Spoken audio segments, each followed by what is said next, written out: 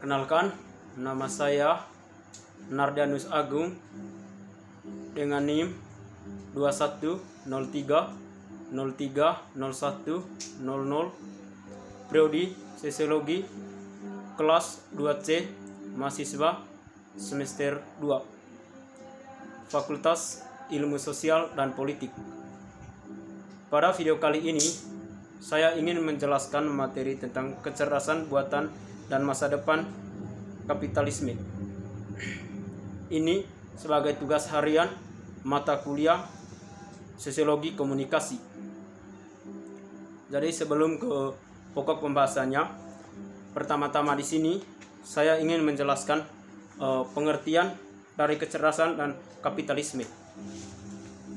Kecerdasan adalah kemampuan seseorang untuk memecahkan masalah yang dihadapi. Nah, dalam hal ini adalah masalah yang menuntut kemampuan pikiran serta dapat diukur secara kuantitatif dan kualitatif. Sedangkan kapitalisme adalah sistem ekonomi yang memberikan kebebasan penuh pada semua orang untuk melakukan kegiatan ekonomi.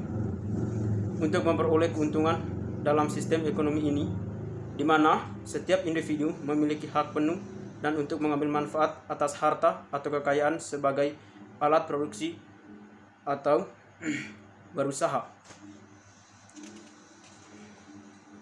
Jadi itu merupakan pengertian dari kecerdasan dan kapitalisme. Yang berikutnya yaitu masuk pada pokok pembahasan. Pertama di sini yaitu kapitalisme. Seperti pada penjelasan sebelumnya, ialah kapitalisme adalah sistem ekonomi yang memberikan kebebasan penuh pada semua orang atau untuk melakukan kegiatan ekonomi untuk memperoleh keuntungan. Dalam sistem ekonomi ini, setiap individu memiliki hak penuh untuk mengambil manfaat atas harta atau kekayaan sebagai alat produksi dan berusaha. Lalu, bagaimanakah kapitalisme itu pada masa sekarang ini atau pada saat ini? Maka dari itu, saya akan menjelaskannya tentang kapitalisme ini pada masa sekarang. Kapitalisme pada hari ini itu dimiliki pertanyaan buatan, di mana atas nama Al. Menurutnya, pertimbangkan sistematis kooperasi yang bertujuan untuk mengembangkan robot humanoid, yang dimana robot itu dapat bergerak, berbicara dan berpikir untuk diri mereka sendiri dan berinteraksi sebagai rekan kerja intelektual dengan orang-orang nyata. Pemilik dari robot itu adalah Great Ross, yaitu sebuah perintis komputasi kuantum yang mengakui seseorang pewawancara bahwa sementara membangun blok menuju tujuan ini sudah umum digunakan dalam mengalihkan jenis dan aplikasi robotik. Khususnya, tidak ada yang jaraknya dekat dari benteng umum buatan yang mampu berembut penuh manusia. Misi perusahaannya ini untuk membuka bagaimana cobok manusiawi bekerja dan menirunya pada skala massal. Oleh karena itu, terdengar seperti moonshot yang menggenggam pikiran. Namun, Rose ini tidak tercela karena jika dia berhasil, itu akan menjadi hal yang paling berharga yang pernah diciptakannya. Lalu, apa yang kita bicarakan secara mendasar mengubah dasar kapitalisme itu sendiri? Akan mudah untuk memperhatikan pencairan ini adalah tempat kudus yang tidak bersaing melawan beberapa kapitalisme paling kuat di dunia ini. Juga berusaha menghasilkan teknologi terkait Elon Musk dan wakil yang tidak masuk akal. Ini didukung oleh Malidars, Samsung, dan teknologi Mark. Teknologi yang mendalam dikuasai oleh Google atau Alphabet yang pemiliknya Sergey Brin dan Larry Page adalah pelangganan dari Robert Kurnowski, yaitu nabi yang paling terkenal dari singarsis teknologi, yang mana komputer mencapai kecerdasan yang setara manusia. Namun, sistem kognitif seperti Kropp mungkin atau mungkin tidak bertahan. Jelas dikumpulkan dengan tunai dan mencari investor malaikat.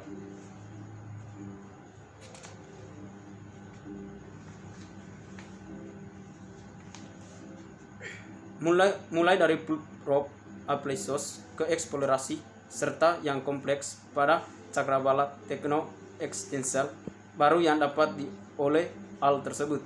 Ia mendefinisikan al itu sulit. Meskipun demikian, Rawls benar bahwa apa yang sering disebut itu sudah sempit, sudah hadir dalam proses algoritmik yang sekarang menginvestasikan sebagian besar kehidupan sehari-hari. Lalu, untuk pekerja gudang atau personil militer dapat mengolok-olok di size kendaraan pengiriman robot atau pesawat yang tak berani atau yang sangat berani. Lalu, ada 3 polemik argumen berinteraksi. 3 dari ketiga kritik polemik ini, yang pertama adalah kritik dari al sebagai instrumen moral. Dengan semua ini memerlukan hal-hal yang eksploitasi dan ejeksi dari pekerjaan kerja yang wajar dan konsentrasi, kekayaan dan kekuatan sosial di tangan pemilik perusahaan teknologi tinggi. Penggambaran dari al ini sebagai hasil dari proses penelitian ilmiah yang tak terkait. Intelijen mesin adalah produk, bukan hanya logika teknologi. Namun, secara simulat dari logika sosial, logika menghasilkan nilai surplus kapitalisme adalah perpaduan logika teknologi dan sosial ini. Dan al adalah menginvestasi terbaru dari penggabungan penghitungannya yang berkompetisi dengan komodifikasi langsung pada perubahan oleh eksperimen digital kompleks industri militer Amerika Serikat. Namun, al muncul dan dikembangkan dalam urutan sosioekonomi yang memberi penghargaan kepada mereka yang memiliki sarana untuk mengotomasi tenaga kerja manusia, yang mempercepat penjualan, menguraikan spekulasi keuangan, dan menginvestasi polisi militer atas potensi penuntut dan konstitusional. Namun, apakah mungkin al dimasukkan ke dalam penggunaan yang berbeda untuk berkontribusi atau menciptakan urutan sosial yang berbeda-beda? Pertanyaan yang dibahas saat ini, apa yang terlihat dalam pemilik perusahaan besar digital yang menganggap al sebagai teknologi mereka, dan dengan alasan yang bagus karena mereka adalah hak-hak kekayaan intelektual, anggaran penelitian yang luas. Namun, pada zaman ilmuwan al, data dan pusat-pusat yang menyimpannya, jaringan teknologi komunikasi, dan ikatan untuk aparatus negara yang memungkinkan atau yang merupakan persyarat untuk penciptaan al. Ini adalah mereka dan kader manajer peningkat tinggi mereka yang berbeda dalam posisi untuk menanamkan tujuan dan prioritas mereka dalam perangkat lunak dan perangkat keras.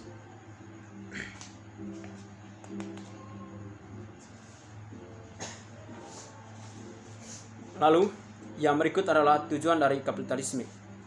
Adapun tujuan dari kapitalisme ini, di mana tujuannya kapitalisme adalah sistem ekonomi yang memiliki tujuan untuk mengadakan kegiatan produksi dengan tujuan untuk menghasilkan keuntungan.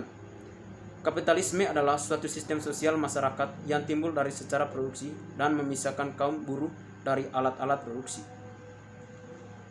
Yang berikut adalah sarana konsumsi,